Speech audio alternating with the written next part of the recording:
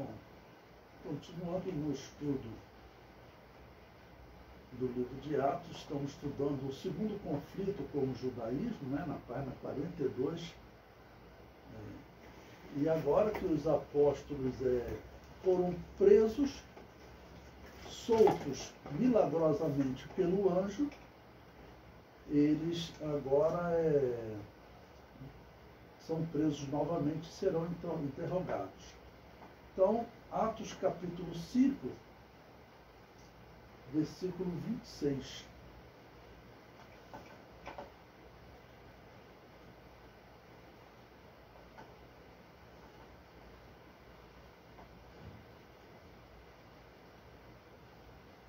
Que diz o seguinte: então foi o capitão com os servidores e os trouxe, não com violência, porque temiam ser apedrejados pelo povo. Bom, era uma grande quantidade de pessoas. A característica dos cristãos era não fazer violência, porque Jesus Cristo disse: eis que vos envio como ovelhas ao meio de lobos. Não resistais ao ímpio, ou seja, eles não deveriam resistir. Mas aqui eles estão seguindo o padrão do judaísmo. No judaísmo, esses capitães eles poderiam ser agredidos. Então, por isso que eles estão com medo. Ok?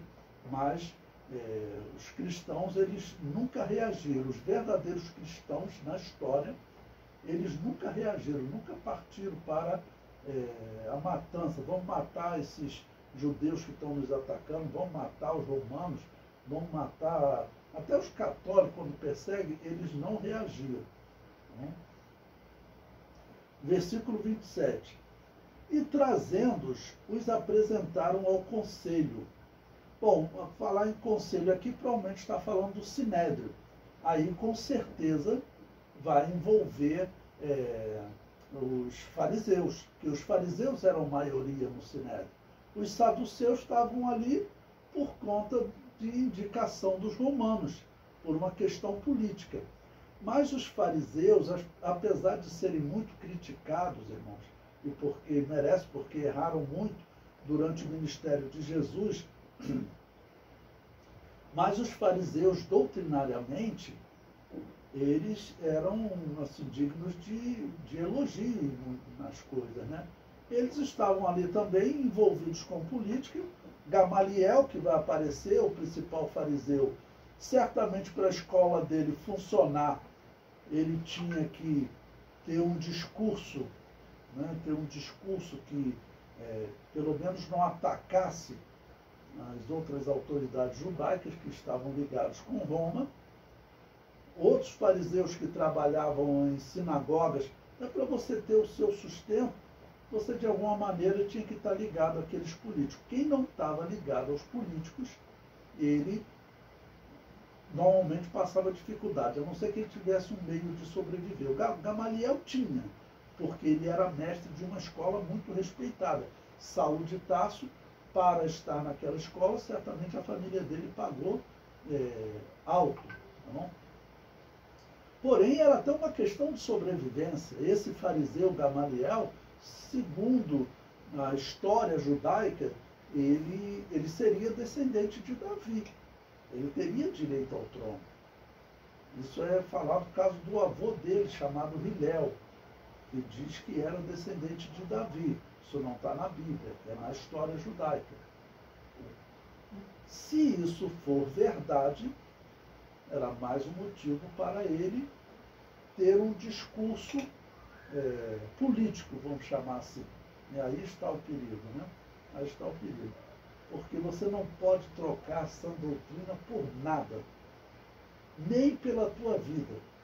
Você não pode trocar essa doutrina por nada.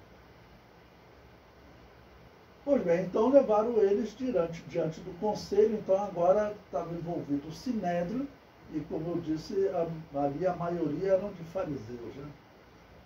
Versículo 28, eles dizem: não vos amoestamos nós expressamente que não ensinasseis nesse nome? E eis que, olha só que legal, irmãos, encheste Jerusalém dessa vossa doutrina e quereis lançar sobre nós o sangue desse homem. O legal é, encheste Jerusalém dessa vossa doutrina. Ou seja, eles receberam a virtude do Espírito Santo. Quem tem o dom do Espírito Santo, principalmente aqueles dons dos primeiros, o dom da palavra da ciência e o dom da palavra da sabedoria, são dons que eu digo que todo cristão deve buscar esses dons incessantemente. Porque significa que o Espírito Santo vai te dar uma graça, como nós veremos em Estevão, né, que nós vamos estudar em breve. Diz que ninguém conseguia resistir nas argumentações. E ele debatendo com outros grupos de pensamento judaico, por chamar assim. Okay? Então, a virtude que o Espírito Santo traz para a igreja é algo novo, algo sem precedente. Os profetas do Antigo Testamento, eles não tinham essa virtude ainda, porque essa virtude só é entregue à igreja após a morte de Jesus. E depois, quando Jesus falou, olha, aguardai em Jerusalém até que a promessa venha sobre nós. Então, essa promessa chegando, o cristão é diferente para discursar, para falar, por conta desse dom que o Espírito Santo nos traz. Tá bom? Bom, a segunda parte desse versículo 28, eles dizem, quereis lançar sobre nós o sangue desse homem. Então, até hoje, irmãos, até hoje, os judeus, eles têm esse discurso e eles negam que eles tenham sido os responsáveis pela morte de Jesus. Então, eu repito isso sempre de forma triste. Infelizmente, eu tenho que dizer que eles foram os responsáveis, sim. Eles foram os assassinos de Jesus. Não foram os romanos. Não foram os romanos. Os judeus, eles têm que atentar para isso.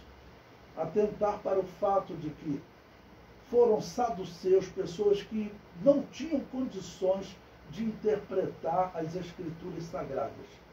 Os saduceus não tinham condições, porque eles rejeitavam parte dela.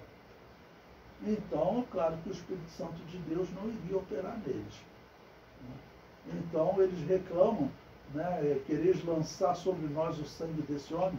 O apóstolo Pedro tinha falado abertamente para eles, e de novo eles vão ouvir, mas a verdade até hoje é essa. E eu sempre repito, para que ninguém pense, isso não faz dos judeus merecedores de perseguição. Eles têm que ser tratados como um povo especial, né, mas um povo que precisa assentar-se à mesa e estudar as Escrituras a fundo e ver se aqueles homens que rejeitaram Jesus como Messias, se eles realmente estavam preparados, se eles tinham condições de interpretar as Escrituras corretamente. E se eles fizerem isso, eles verão que não. Bom, então vai começar mais um sermão de Pedro, né? Pedro agora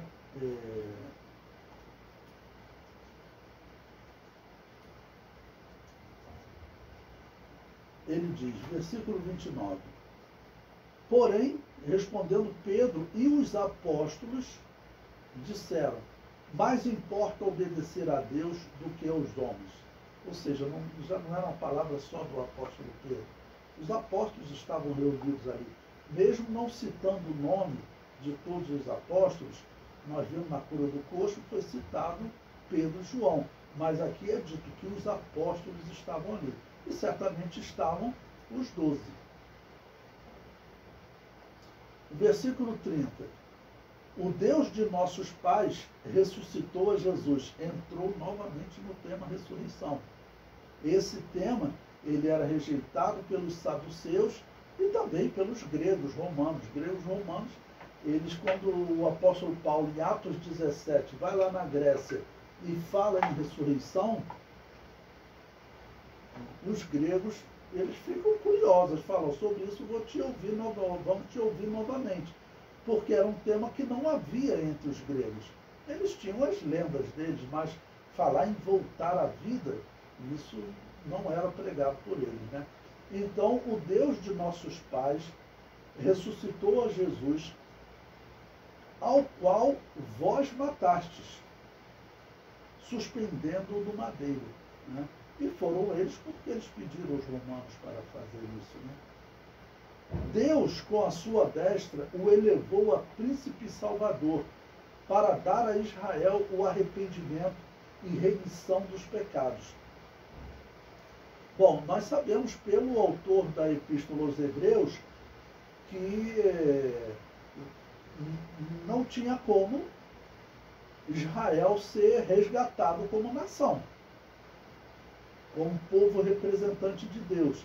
Nesse momento aqui, Israel não é mais o representante de Deus na terra. O representante é a igreja. Até hoje é assim. Chegará um momento em que a igreja será tirada e Israel voltará a ser o representante de Deus na terra. Mas por enquanto eles não são. O versículo 32 diz: e nós somos testemunhas acerca destas palavras, nós e também o Espírito Santo que Deus deu àqueles que lhe obedecem. Porém, ouvindo eles isso, se enfureceram e deliberaram matá-los.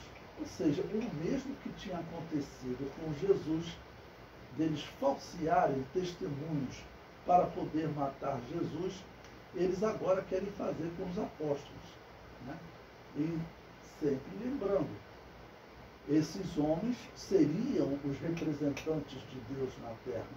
Seriam. Mas, infelizmente, eles deixaram a verdade. Os saduceus, então, era o que havia talvez aí de pior. Tem grupos judaicos que eles nem aparecem no Novo Testamento, como um grupo chamado Essênios, que era um grupo que eles não queriam envolvimento com Roma. Só aí já era um ponto positivo para eles. Eles viviam enclausurados. Infelizmente, a história diz que eles desenvolveram heresias. Né? Mas eles viviam enclausurados, só dedicando-se ao estudo das Escrituras e viviam de copiar as Escrituras. Então, tinha um lado até assim, bonito neles. Ok? Então, por isso que eu coloco os saduceus realmente como o que havia de pior naquele período. Porque você desacreditar nas Escrituras, realmente tem que ser classificado como o pior que havia naquele período. E o pior, graças à política, né, era o que estava no poder. Era o que estava no poder. Infelizmente, a gente tem que trazer para os nossos dias que existem igrejas hoje, e vou falar até de algumas Assembleias de Deus, que elas são políticas mesmo, são políticas. Infelizmente, tem que dizer que parece até que deixaram de ser cristãos, e já não tem mais nada de cristianismo, que são políticos mesmo. Vivem para influenciar, apresentar candidato, né, essa luta por poder, essa coisa horrível que as criaturas, né, são influenciadas. Está o exemplo de Satanás, que se corrompeu por conta do poder. Bom, quem vai entrar agora na história? Vai entrar na história, então, o exemplo de um fariseu. Como eu tenho dito para vocês, entre os fariseus, haviam pessoas que se converteram de fato. Na história da igreja surgiu até pensamentos de que Gamaliel teria se convertido, mas é algo tão vago que normalmente não acreditamos. Bom, ele pode ter sido influenciado por José de Arimateia, por Nicodemos, pode ter sido influenciado, mas não existe nada na história que fale da conversão dele. Existem outros rabinos que vão se converter. Nós vamos ver lá em Atos 13 o Saulo de Tarso, o apóstolo Paulo, até reunido com eles. mas de Gamaliel não. Mas aqui ele vai dar um conselho sábio. E um conselho de alguém que teme a Deus. Ele é herdeiro de uma família que é especial. O avô dele, chamado Hilel, é considerado até hoje o mais sábio da história do judaísmo. E diz que o homem que ele melhor resumiu o judaísmo. Ele viveu antes de Jesus e por isso alguns até dizem que ele teria influenciado Jesus. Não é impossível, né? Mas ele resumiu o judaísmo dizendo que o judaísmo é honrar a Deus, obedecer a Deus acima de todas as coisas, amar a Deus acima de todas as coisas e o próximo como a si mesmo. O resto é comentário. Era assim que Hilel resumia o judaísmo, né? Amar a Deus acima de todas as coisas, o próximo como a ti mesmo, o restante é comentário. É assim que se resume, né, o judaísmo. Diz a história, foi uma pessoa que desafiou ele, então ele resumiu assim. E nós vemos que Jesus, ele também usou uma expressão similar, né? Amar a Deus acima de todas as coisas e o próximo como a ti mesmo. Pois bem, então esse Gamaliel, que como eu tenho dito para vocês, talvez fosse descendente de Davi, era um homem que, se ele tivesse no lugar do apóstolo Pedro, se ele tivesse no lugar de José de Arimateia e de Nicodemos, ele iria fazer vamos dizer, essas autoridades judaicas pensarem muito mais do que eles estão pensando. Okay? Por quê? Porque em termos de conhecimento das Escrituras, ele era o grande mestre. Ele era o grande mestre. Ele tinha que ter condenado os saduceus, mas principalmente ele tinha que ter interpretado as Escrituras de Daniel e dizer, olha, segundo a profecia de Daniel, nós estamos vivendo o tempo que o Messias viria e morreria. Porque Daniel falou isso. Em 69 semanas, ou seja, 483 anos, a partir da ordem para reconstruir Jerusalém, o Messias será morto. Então, Gamaliel, ele tinha que ter ensinado isso para o povo. Isso é elementar.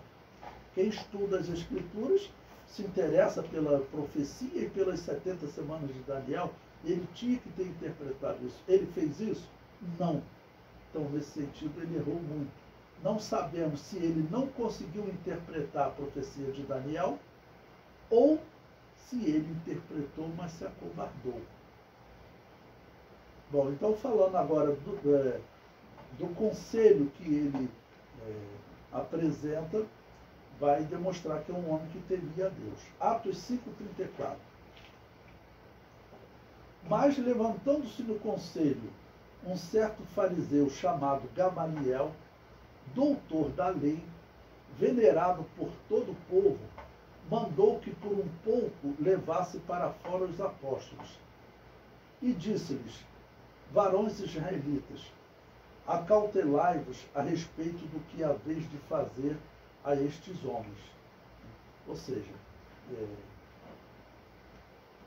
não cometam o mesmo erro que vocês já cometeram matando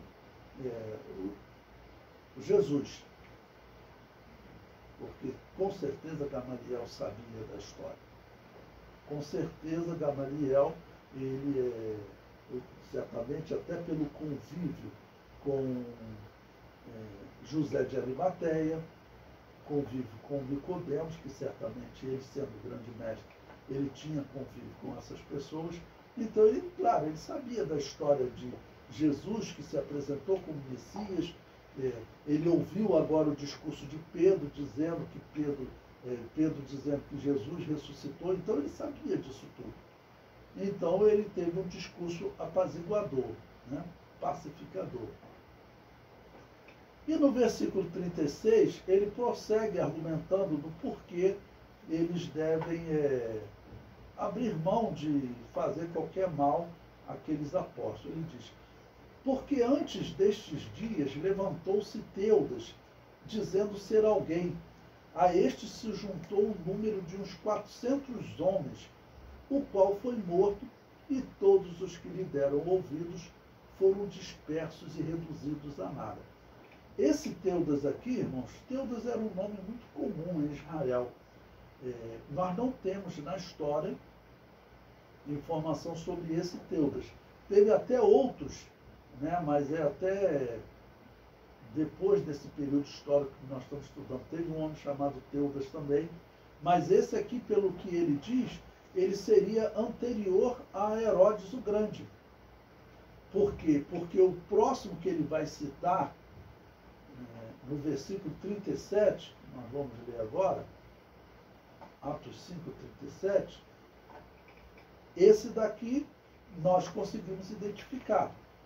Ele viveu próximo dos dias de Herodes o Grande e diz que exatamente quando Herodes morreu, os judeus que viviam, né, numa opressão tremenda, muitos começaram a se rebelar. E eles partiam para a luta armada, porque é uma nação, é diferente da igreja. Para a igreja, Jesus Cristo disse que nós não devemos resistir ao ímpio, não devemos pegar em armas para lutar, nem para se defender.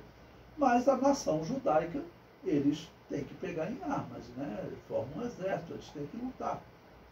No pensamento deles, irmãos, quando nós estudamos a história de Israel, esse período agora, até o ano 135, é um período muito triste. Por quê?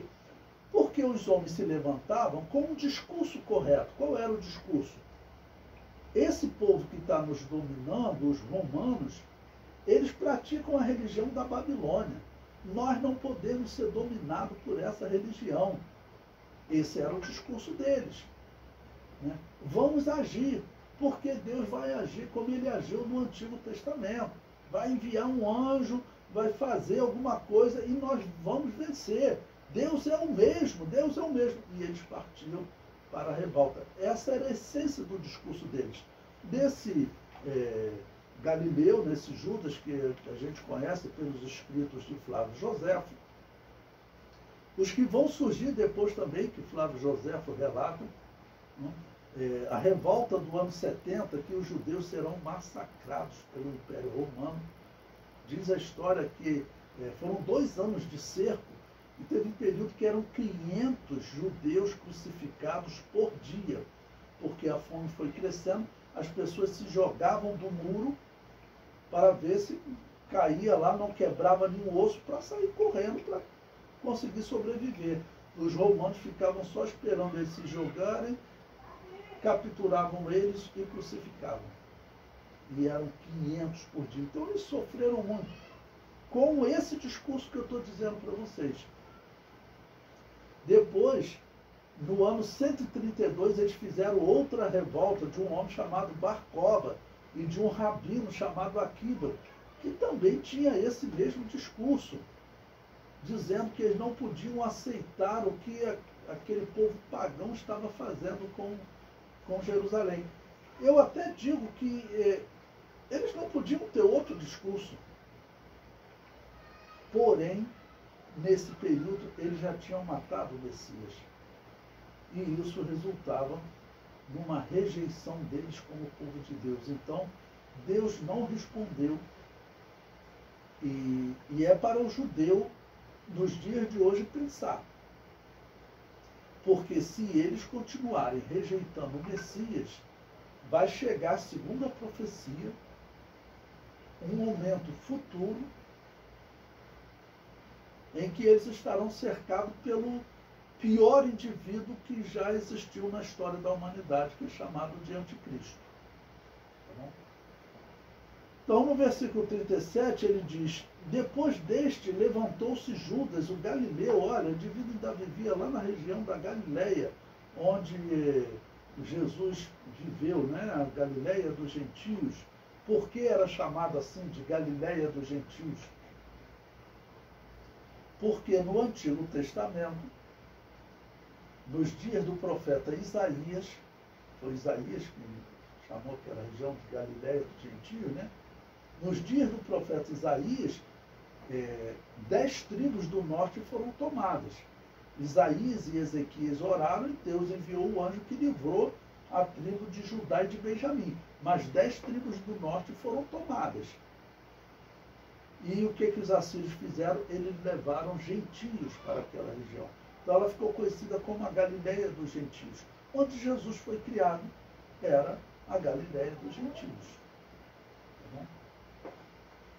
Então ele era o Galileu. Nos dias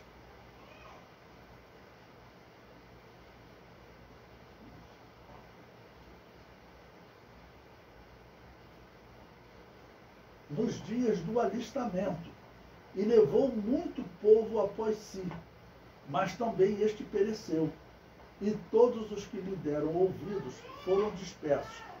Para vencer o Império Romano, irmãos, o Império Romano, ele era o que tinha, assim, na história, foi realmente o poder mais destruidor. Tanto que em Daniel capítulo 7, você tem lá 4 impérios simbolizados em 4 animais. O primeiro, babilônio, era simbolizado num leão com asas de águia. O segundo, medo-persa, era um urso. O terceiro, grego, que era grego-macedônio, né, era um leopardo. E o quarto império é descrito como um animal indescritível e muito forte, que tinha dentes de ferro e destruía tudo, porque era o Império Romano. Realmente era uma força tremenda. Sem a operação de Deus, não tinha como os judeus vencerem. Não tinha como. E, como eu disse, infelizmente, eles tinham rejeitado o Messias, então, assim, eles não tiveram a operação do Espírito Santo. Bom, considerando que Jesus morreu no ano 29, essa revolta aí tinha ocorrido há cerca de 33, 34 anos, porque ela foi próximo da morte de Herodes, 4 anos antes de Cristo.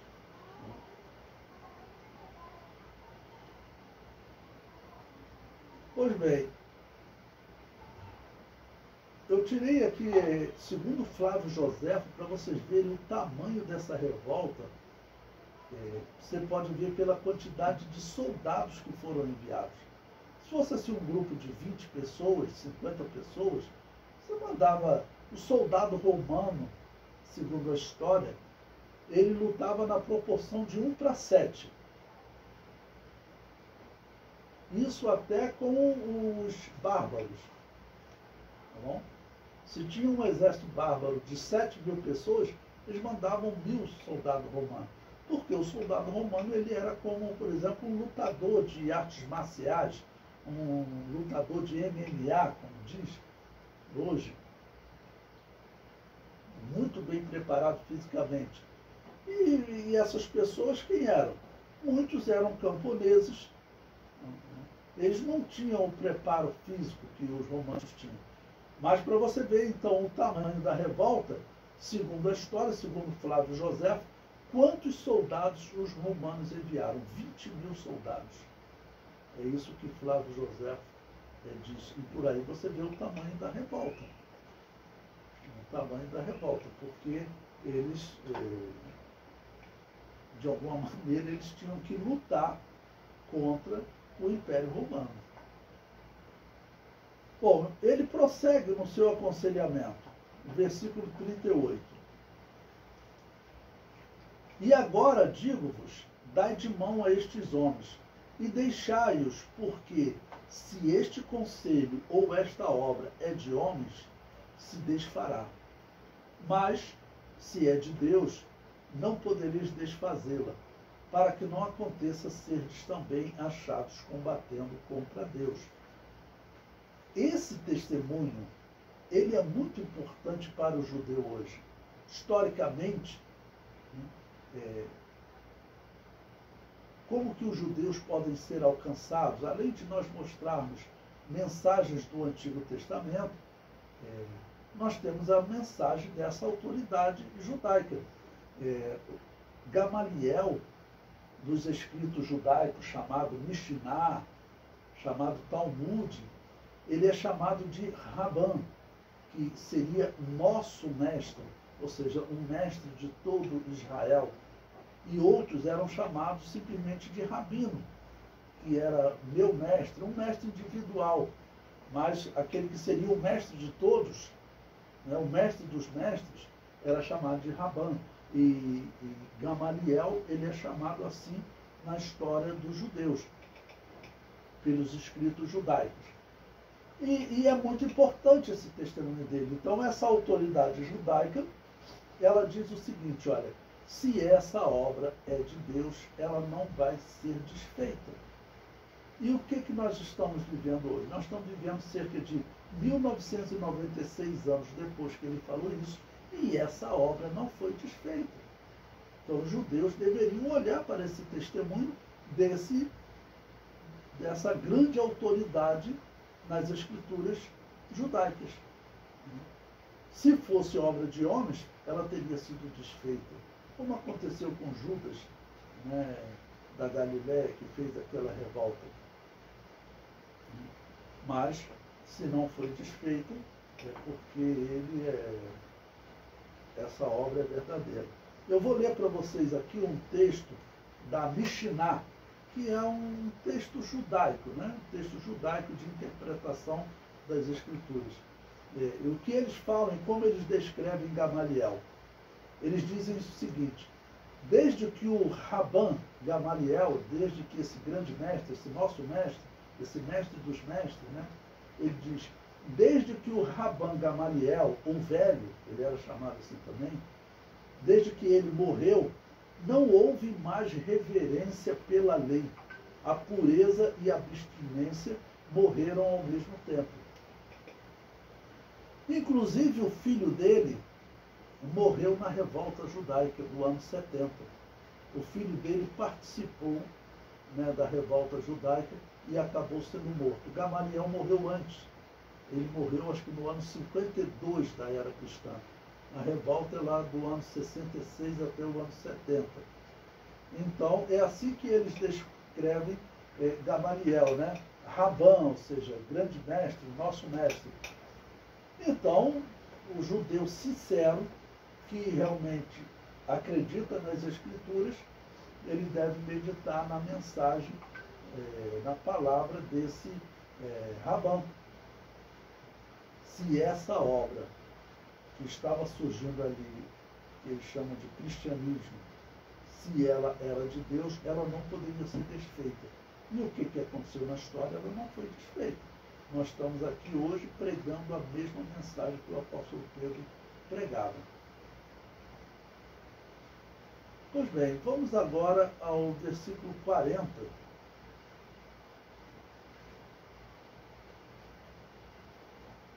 Que diz o seguinte: e concordaram com ele. Bom, como eu disse, os saduceus, eles eram minoria. Os fariseus eram maioria. Então, ali no conselho, certamente a decisão foi para não matá-los. E aí os saduceus que queriam matar tiveram que aceitar a decisão do sinédrio, do conselho. Então, e concordaram com ele. E chamando os apóstolos e tendo-os açoitado, mandaram que não falasse no nome de Jesus e o deixaram ir. Retirando-se, pois, da presença do conselho, regozijando-se de terem sido julgados dignos de padecer afronta pelo nome de Jesus. E todos os dias no templo e nas casas não cessavam de ensinar e de anunciar a Jesus Cristo. Bom, eu deixei um texto aí para nós podermos comentar, né, na página 42. Eu fiz a leitura, sempre procurando fazer leitura do texto, mas vamos ler o nosso livro agora. O versículo 17 diz claramente que a inveja moveu os sacerdotes a perseguirem os apóstolos. Eles queriam que o povo viesse a eles para receber a palavra de Deus, mas eles não a tinham mais. Uma pausa aqui para explicar a vocês. Lembre-se que em Mateus capítulo 21, versículo Mateus, capítulo 21.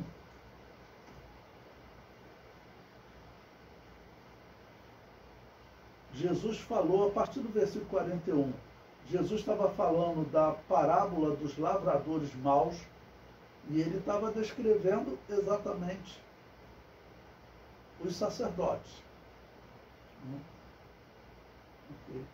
E quando chega no versículo 43, Jesus diz: portanto eu vos digo que o reino de Deus vos será tirado, e será dado a um povo que gere os seus frutos.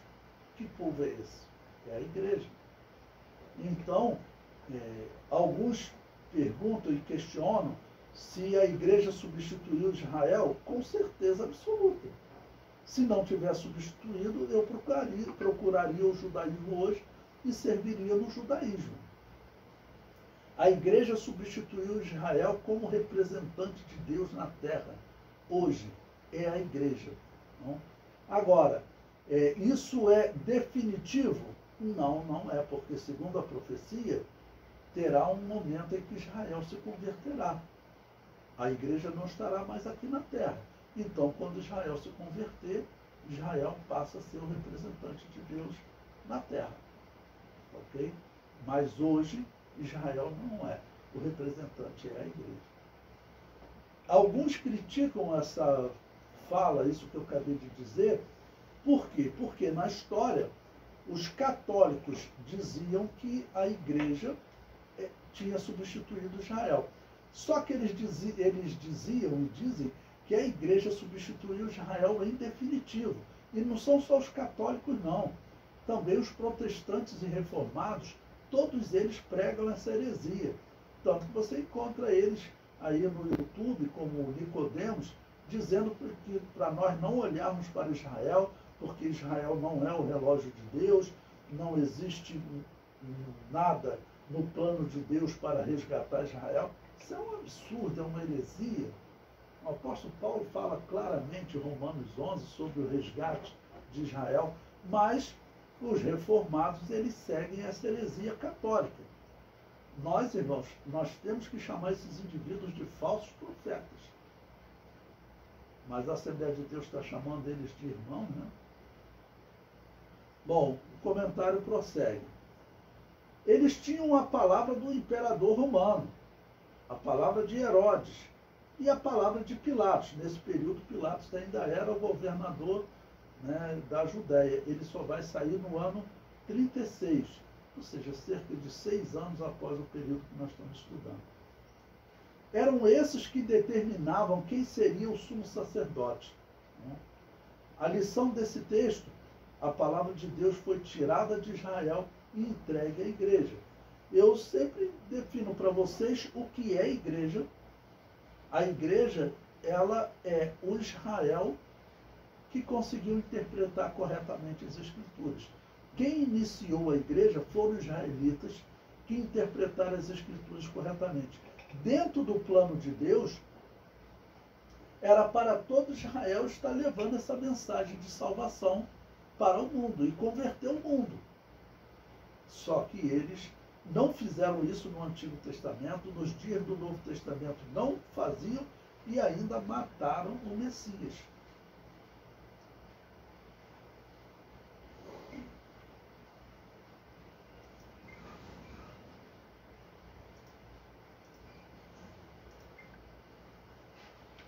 Bom, prosseguindo no estudo de Atos dos Apóstolos, vamos agora ao item 1.10 do material didático, está na página 42 do nosso livro, a nomeação dos diáconos. Bom, a igreja agora ela vai chegar numa fase de estruturação. O apóstolo Paulo, lá em Efésios 4:11, ele classifica os ministérios da igreja, né? Apóstolo, profeta, evangelistas, pastores e mestres. Esse texto que nós vamos ler agora, ele vai fazer o quê? Ele vai criar um cargo auxiliar para que os apóstolos, eles não precisassem parar com a pregação do evangelho. Ok? Então, o cargo de diácono é um cargo auxiliar. Ele não faz parte do ministério. Okay? Pois bem, então Atos capítulo 6, versículo 1, abra a sua Bíblia aí, que diz o seguinte: ora, naqueles dias, crescendo o número dos discípulos, houve uma murmuração dos gregos contra os hebreus, porque as suas viúvas eram desprezadas no ministério cotidiano. Bom, nós vimos nos tópicos anteriores que a igreja estava com recursos financeiros para ajudar as pessoas.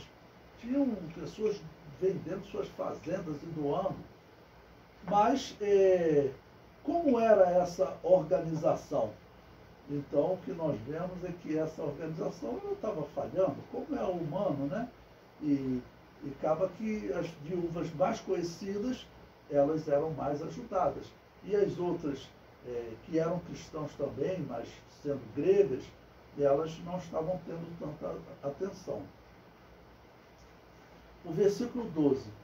E os 12 apóstolos, né, convocando a multidão dos discípulos, disseram: não é razoável que nós deixemos a palavra de Deus e sirvamos as mesas. Escolhei, pois, irmãos, dentre vós, 7 varões de boa reputação, cheios do Espírito Santo e de sabedoria, aos quais constituamos sobre este importante negócio. Ou seja, vamos fazer o trabalho que os diáconos fazem hoje, enquanto os ministros se dedicam à pregação do Evangelho, ao ensino do Evangelho, tem as pessoas que vão fazer o trabalho social. Eles vão cuidar, como chamam em nossas igrejas, né, assistência social. Bom, eu vou aproveitar aqui para fazer um comentário sobre, já que eu falei em assistência social, sobre a existência de diaconisas entre nós. Não existe proibição na Bíblia para separar diaconisa, até porque, como estou dizendo para vocês, é um cargo auxiliar, né? Ele não faz parte do ministério. E observe, por que eles estão sendo separados, esses 7 de boa reputação? Bom, eles estão sendo separados porque havia necessidade de um trabalho de auxílio ao ministério, que no caso era assistência social, distribuir os donativos na igreja. Quem é que normalmente faz isso hoje nas igrejas? São as mulheres. Então, eu não vejo pecado em separar diaconisas, ok? Em separar diaconisas. Eu, sinceridade, prefiro não fazer, porque aqui foram separados homens. E apesar de saber que aquela era uma sociedade machista, talvez se colocasse uma diaconisa geraria problema, né, para alguns, mas eles não fizeram. E também vou aproveitar para comentar, porque lá em Romanos capítulo 16, tem uma irmã chamada Febe, que o apóstolo Paulo diz que ela serve. Ela serve na igreja. Serve, ou servo, em grego, o que está escrito lá? Diácono, diaconisa. Mas não está dizendo que ela tinha o cargo de diácono. Eu, por exemplo, eu sirvo. Eu estou aqui servindo a vocês, mas eu não tenho cargo de diácono. Okay? Eu estou com 61 anos de idade, eu sou um ancião, mas eu não tenho cargo de ancião. Lembre-se que ancião e presbítero é a mesma palavra. Então eu sou um ancião, mas eu não tenho cargo de ancião. Então também não é correto usar Romanos 16 dizendo que ela tinha o cargo de diaconisa, não. Foi dito que ela servia. Servir em grego é diácono. Tá bom? Mas está falando do ato de servir e não do cargo eclesiástico. E ele prossegue, versículo 4, né? Mas nós perseveraremos na oração e no ministério da palavra.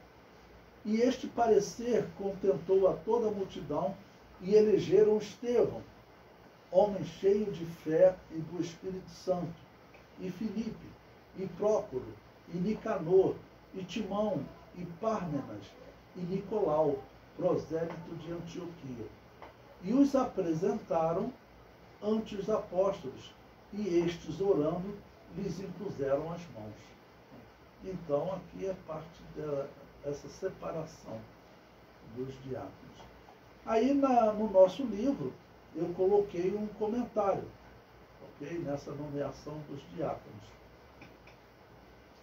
Assim como Deus instituiu os levitas para auxiliarem os sacerdotes, agora Deus institui os diáconos para auxiliarem os apóstolos.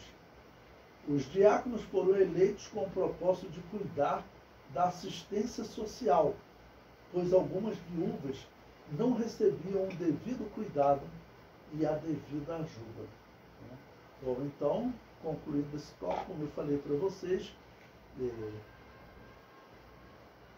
os diáconos eles foram separados com a finalidade de cuidar de questões gerais dentro da igreja. Eu citava, né, assistência social, mas também outras coisas. Às vezes até num culto tem uma criança chorando, então a mãe está com a criança no colo, então precisa pegar água, por exemplo, numa garrafa para a criança. Os diáconos fazem esse trabalho na igreja. Né? Pela dificuldade, né, que eu vi na história da igreja, eu vi diáconos que chegaram até a dirigir igrejas. Né? Não era certo. Se ele vai pastorear, o certo era colocá-lo como pastor. Né? Tá bom?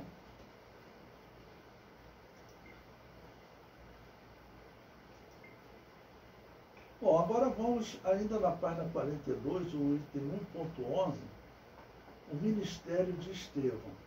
Bom, Estevão ele vai se destacar entre esses diáconos, tá bom? Ele vai se destacar entre os diáconos. E nós lemos até o versículo 6, né? Agora vamos ler o versículo 7, que ele vai falar da conversão de alguns sacerdotes, ok? Atos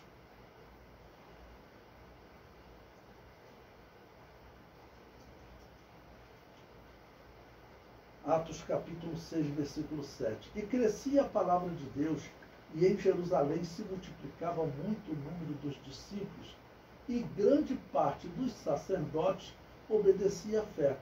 Ou seja, essa parte aqui eu achei interessante destacar.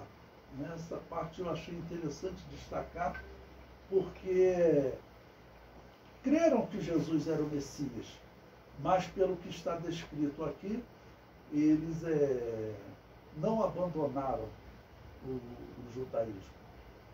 Tinha que ter até fé, porque o povo de Israel vivia numa pobreza muito grande. Como sacerdote, eles tinham acesso a ofertas e tinham acesso também à ajuda do governo, né? Porque eles faziam um papel político. Então, eles tinham que ter fé, já que eles tinham crido que Jesus era o Messias, eles tinham que ter fé para também abandonar toda aquela vida de sacrifícios, de culto, que eles então continuavam praticando.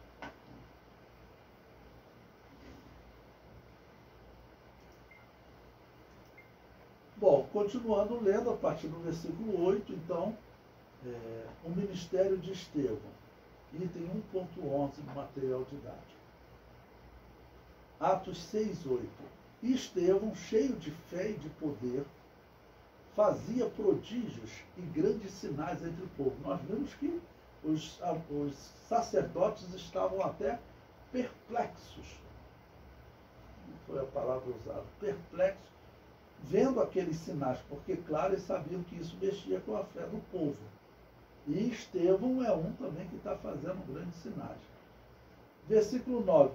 E levantaram-se alguns que eram da sinagoga, chamada dos libertos. Olha esse nome, né? vou dar um destaque a essas figuras, e dos sirineus, e dos alexandrinos, e dos que eram da Cilícia,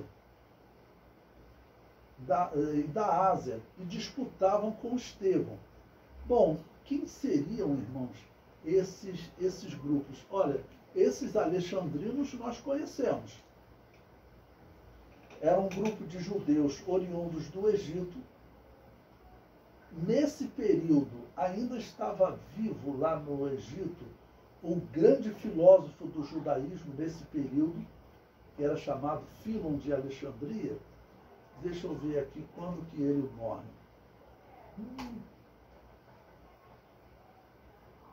Fílon de Alexandria, ele nasceu no ano 25 a.C. e morreu no ano 50, morreu com 75 anos. Ou seja, ele estava vivo nesse período. O que Fílon de Alexandria pregava? Ele pregava que o Messias não seria um homem, que não viria nenhum homem aqui sendo o Messias. Ele pregava que o Messias era uma era. Então, quando você vê esses alexandrinos, ok? Você pensa que provavelmente eles estavam argumentando isso com Estevão. Era o que era ensinado lá em Alexandria, ok? Por esse homem chamado Fílon de Alexandria. Se Gamaliel era o grande mestre em Canaã, Fílon era o grande mestre no âmbito da filosofia e lá no Egito. E tanto que existem livros escritos por Fílon de Alexandria, eu estava vendo, foram traduzidos para o português alguns livros dele, então você pode ler os livros de Fílon e identificar, né, o que eles pregavam. Esse outro nome aqui, chamado Sirineus, eram, então, oriundos de uma cidade chamada Cirene, na África. Okay? E lá também teve um filósofo que eles seguiam, que era um homem ligado a Platão, que era um filósofo chamado Protágoras. Então, eles defendiam, entre esse Protágoras, um pouco daquele pensamento pagão que as atitudes, as ações dos homens eram determinadas por Deus. Nesse sentido, eles, ou seja, seriam calvinistas, né? Nesse sentido, por exemplo, os calvinistas pregam que Judas traiu Jesus porque ele foi determinado por Deus. Deus determinou que ele fizesse isso. Isso está errado, é claro. Isso é uma heresia grave. Mas eles pregavam isso, né?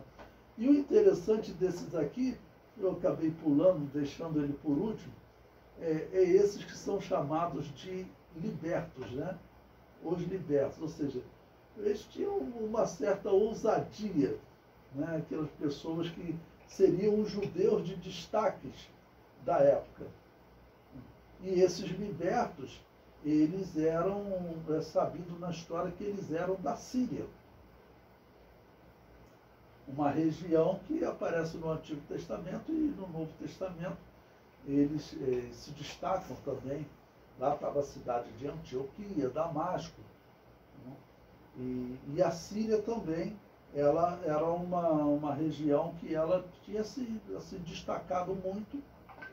Eles não faziam rebelião contra Roma, então não tinham aquelas destruição que os romanos impuseram em outros momentos, né? Ok? Bom, então, os alexandrinos, os sirineus e os cilicianos, né? O quarto nome que aparece aqui. Bom, Cilícia, quem era da região da Cilícia? Era Saulo de Tarso. Então, eu sempre falo que Saulo, ele poderia estar aqui debatendo com Estevão. E assim, em termos de conhecimento do texto, provavelmente Saulo de Tarso, muito provavelmente, ele batia em Estevão fácil. Porém, a questão aqui não era conhecimento de texto, mas interpretação correta. E Saulo de Tarso, ele nesse momento ele estava na cegueira espiritual. Deus não se revelou para Saulo de Tarso pelo estado dele. Ele era ligado aos fariseus, ele era um fariseu, e todo aquele ensino que ele recebeu, ele não concebia a possibilidade de abandonar, de rejeitar. Para ele, abandonar aquele ensino, né, que eles estavam vivendo, para ele aquilo seria uma apostasia, seria negar a fé de Abraão, Isaac e Jacó. Depois ele vai se converter e então ele vai reinterpretar isso tudo e vai dizer que, na verdade, deixar o judaísmo nesse momento, ele fala isso lá na carta aos Gálatas, equivale a você vir para a igreja se tornar um filho da livre, enquanto se você continuar no judaísmo, você então é um filho da escrava.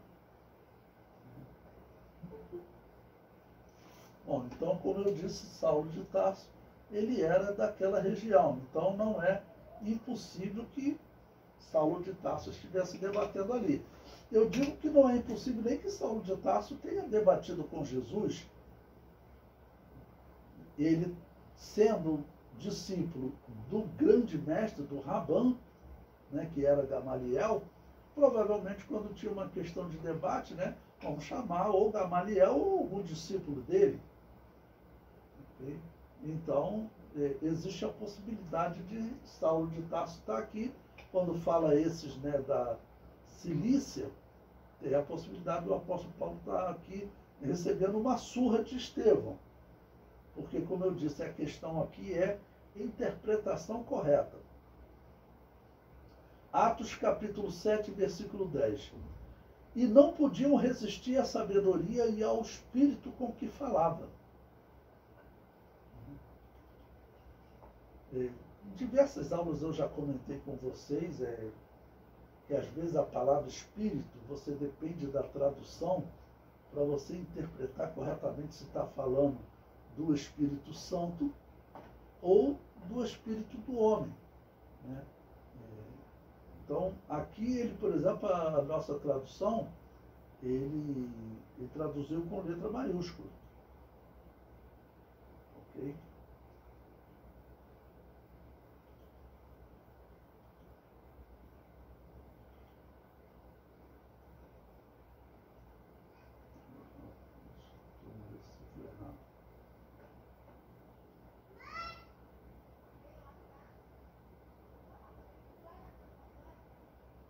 Atos capítulo 6, versículo 10.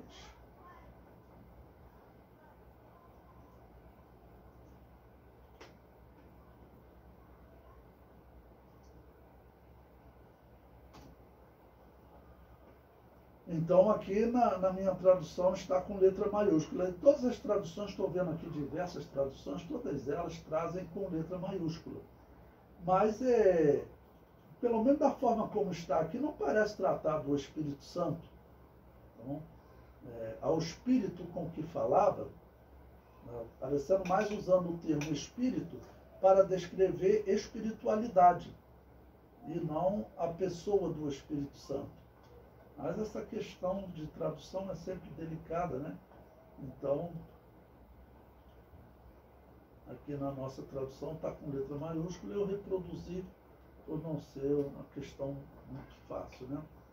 Então, não podiam resistir à sabedoria e ao espírito com que falava. Tudo isso vem dos dons que a igreja recebeu no dia de Pentecostes. E como eu disse, se Saulo de Tarso estava ali, até se Gamaliel estivesse ali, eles iriam levar uma surra. Porque o cristão, quando ele fala, ele tem que estar ciente da autoridade que está por trás das palavras dele, de como o Espírito Santo age nas palavras dele. Ok? Bom, versículo 11.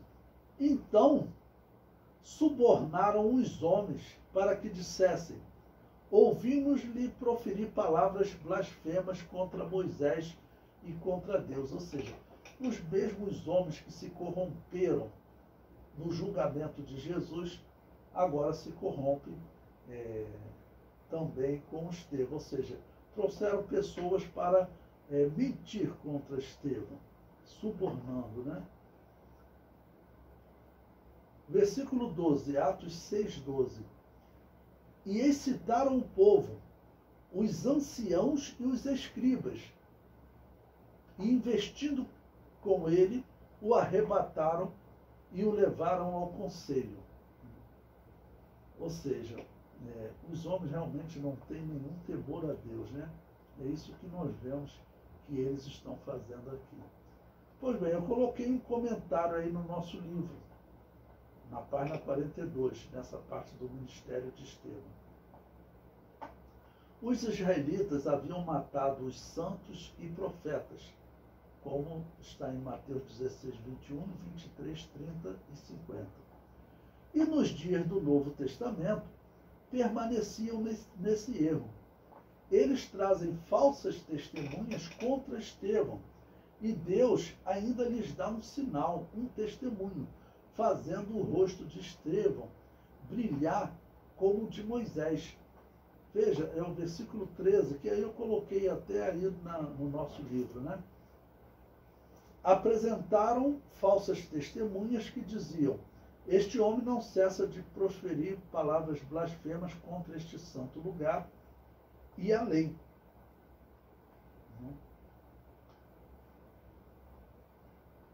E no versículo 14,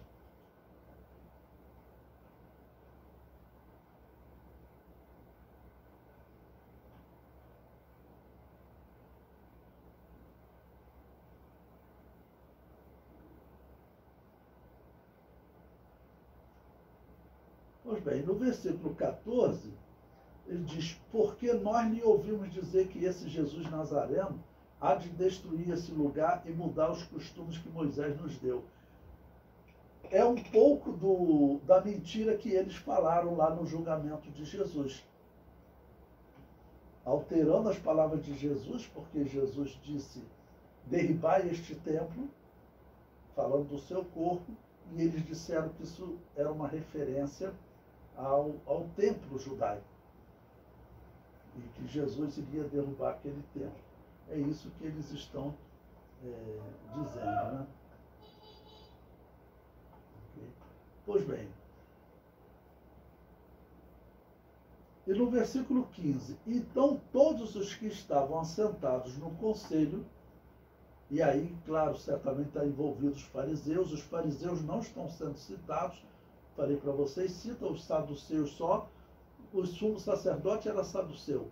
E ao que tudo indica, os fariseus realmente, eles não concordavam com os saduceus em muitas coisas, e no caso da ressurreição eles discordavam. Então, por isso, eles não estavam aparecendo. Mas aqui no conselho, certamente está falando dos fariseus, porque eles eram maioria no conselho, que é o Sinédrio. Então, eles eram maioria. Então diz que, fixando os olhos nele, viram o seu rosto como o rosto de um anjo.